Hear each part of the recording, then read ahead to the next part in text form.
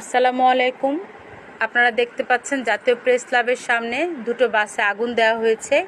কোটা আন্দোলনকে কেন্দ্র করে এভাবে রাষ্ট্রীয় সম্পদ বিনষ্ট করা কোনোভাবেই মেনে নিতে পারছি না আমরা।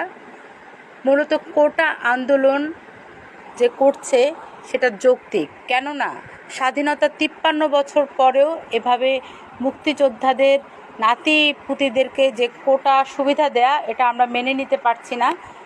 স্বাধীনতার পরে মুক্তিযোদ্ধাদেরকে সুবিধা দেওয়া হয়েছে, তাদের সন্তানদেরকে সুবিধা দেওয়া হয়েছে, তারপরে তাদের নাতিপুতিদেরকেও এই কোটা সুবিধা দেওয়া আসলে মেনে নেওয়া যাচ্ছে না।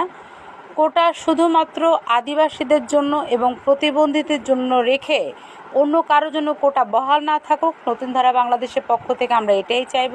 কেননা 1971 সালে বাংলাদেশে যারা যুদ্ধ করেছিল ওই সময় সকলেই